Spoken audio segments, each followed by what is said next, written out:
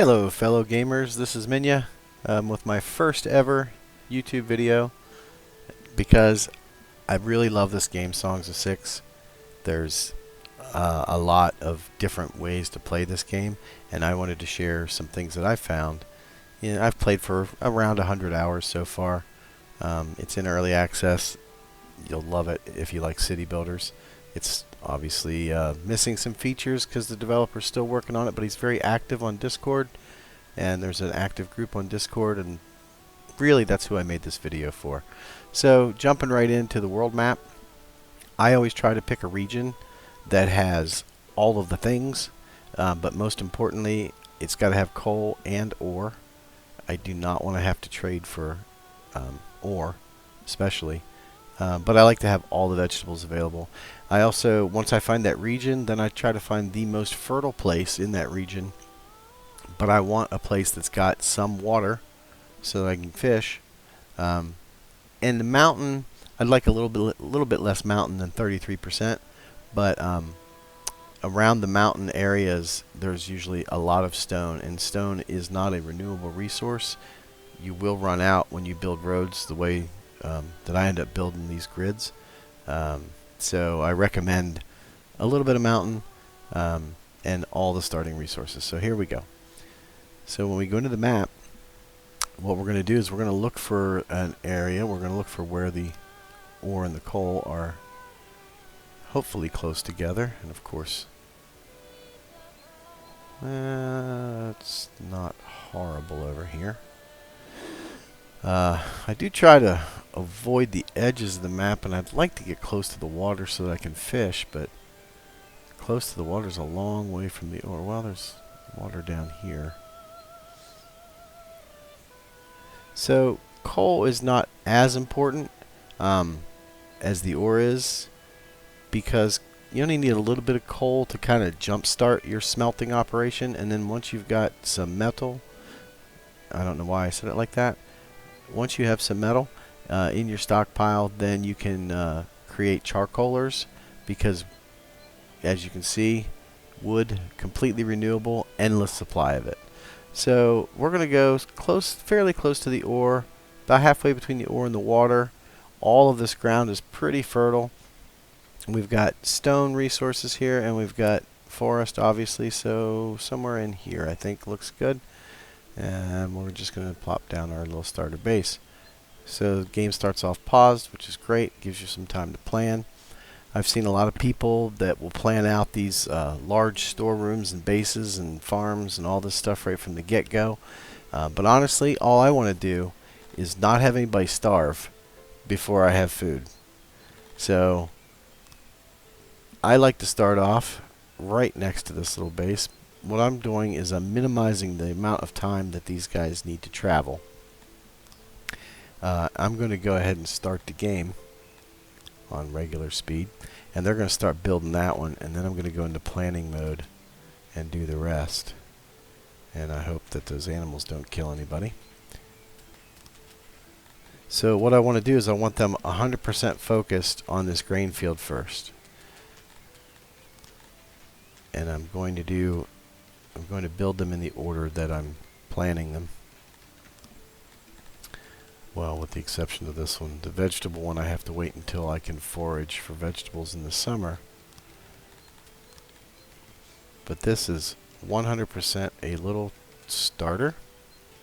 And we're going to end up going back and deleting everything that we just built here later. But this is just to get you to not starve and to have a little bit of a stockpile before the winter.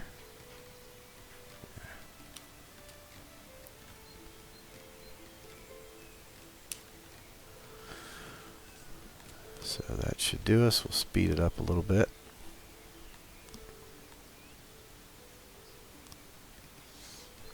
What I want to do is I want to unpause the next field when the first person goes idle over here.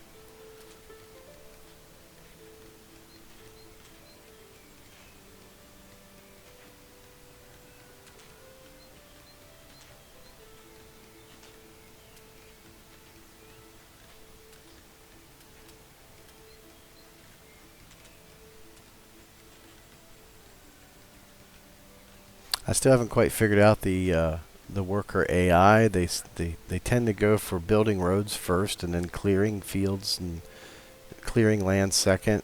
And you know, if there's if this field was ready to be cleared, they'd already be coming over here and clearing it before they do any building on that, which is fine for right now, but later it's not ideal. Okay, we've got an idle guy, so we'll go ahead and get the next one started.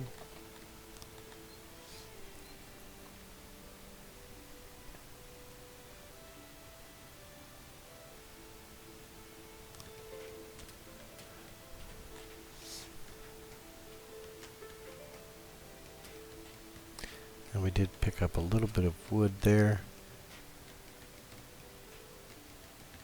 I'll look at that in a minute to see if I need to pick up some more.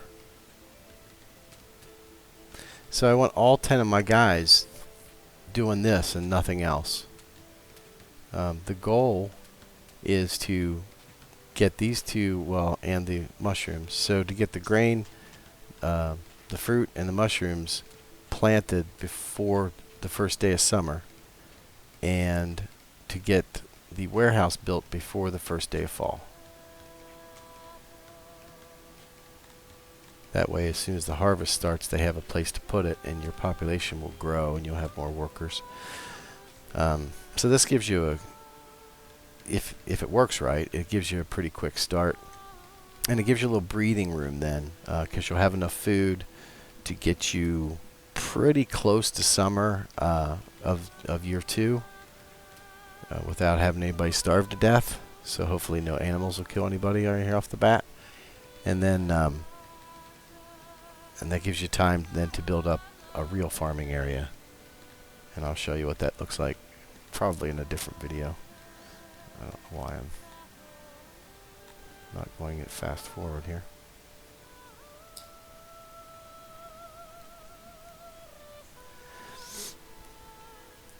Now I tend to play the game at a slower pace, just because things, when you put it in fast forward, things can happen really quickly if you're not careful. And a disclaimer here, I've never made it to 2,000 population yet, but I have a save game going right now where I use this strategy that I'm going to share with you, and it's going really well so far. We're at second day of spring, actually. I don't want to do that yet. I want to do this.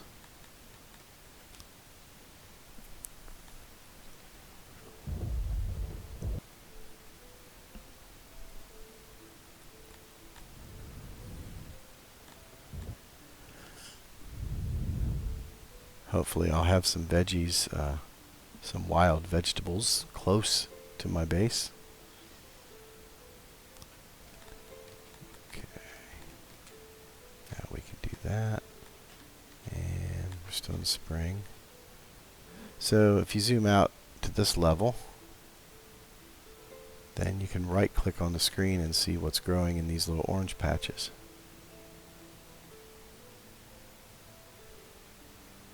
And of course, no veggies close.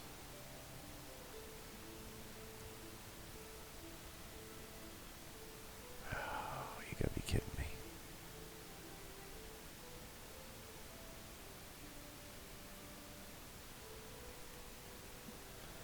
I mean, that's not to say there won't be some vegetables in some of these other areas. It's just that generally speaking, they tend to grow in clumps together. So still in planning mode. I just put, whoops, just draw a fence around that just so that I don't forget where it is.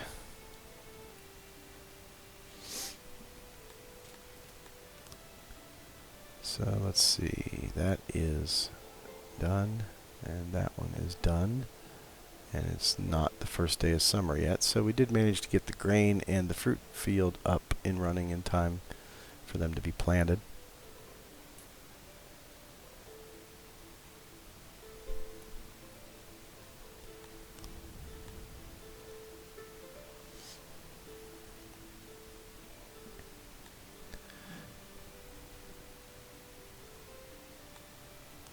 And the reason I do it in this order is because of the harvesting time. This will get harvested on the first day of fall. This will get harvested on the second day of fall.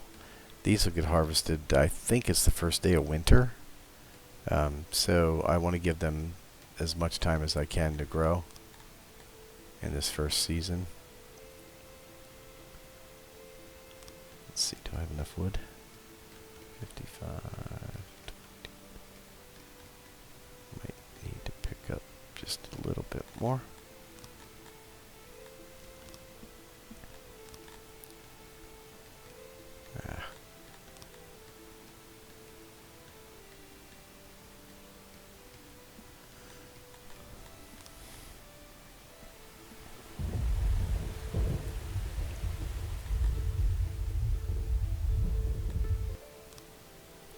Okay, we're in summer, so we'll drop down here and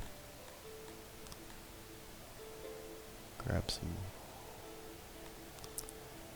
veggies. Hopefully that'll be enough.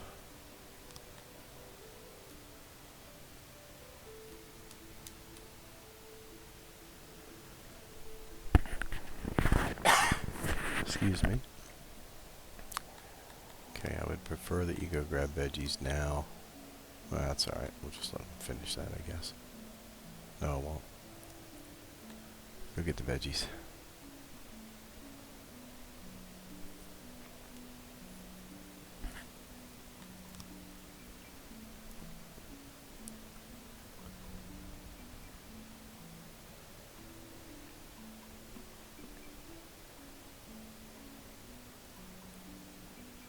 Oh, come on, one more. Alright.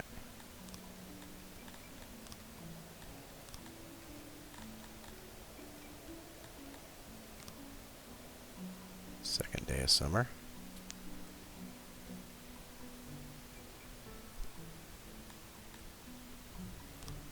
So there you go. It's third day of summer. This is going to get harvested tomorrow. We've got everything set up that we need to set up. So we will put in a little bit of storage for wood and stone. And there's cotton in here, so we're going to get it out of there and get it into storage. Need a little bit of storage for eggs. And then we'll want fruit, grain, mushrooms, veggies. Those are the main things that we need. Now we have leftover crates that I can allocate, however, if we need to store something else. But for now, that's pretty much all you need for the starters. Apparently I did lose somebody. Let's see if I can find him. Died of natural circumstances. Well, that was really poor timing. At least, well, I don't know if I don't know if starving counts as natural circumstances or not. But it's possible.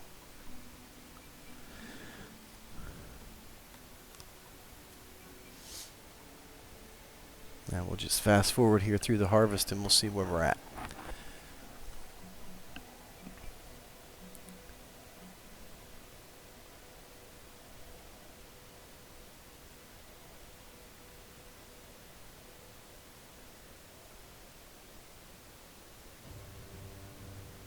By the way, if any of you have any tips on mushrooms, I'd love to hear them. I hate that I can never get above 69% fertility, well, 70% fertility. So you never get as many mushrooms as you get everything else for the same size field. And there always seems to be a mushroom shortage when you start getting kitchens and making food. I did read at I don't remember where, that if you put mushrooms in a cave that they got a 30% boost. So I tried hollowing out a mountain, and you can't build a mushroom field inside of a mountain. So that didn't work. So love to have any tips on that if any of you know. It looked like that's it. Oh no, so right now we've got 8 days worth of food. And the next day the fruit should come in. We're not going to get any veggies this year, I don't think. Or did we already? No, we have 3. Yeah, I had to go a little far to forage for those. So now we have 9 days worth of food. I know everybody's just standing around, but I'm letting them do that just to get the mushrooms in, and we'll see how much food we have to get, how far we can get into the year 2 before we have to worry about it.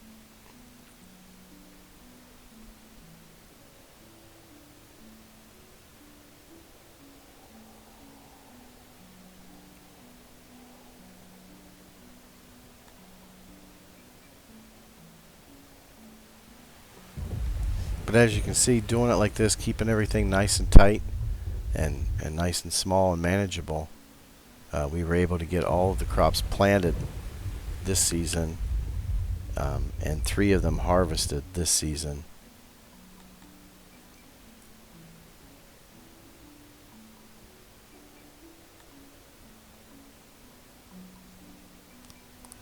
So, first day of winter, 6 days worth of food. So that will get us, assuming nobody else moves in, which they shouldn't. It should be, I mean, we might get 1 or 2 more. But that should get us through all the way through spring to the first day of summer. And the first day of summer of year 2, then we would have to forage a little bit just to tide us over to the fall harvest. But in the meantime, what we're going to be doing, and I'll do that in another video, is show you how to set up your next set of farms to optimize the travel times and the way that I do storage. I tend to not do generalized large storage. I generally do smaller specialized storages, and I'll explain all that in the next video. So yeah, let me know if you like this one or not and you want to see more. I'd be happy to do it. Happy gaming!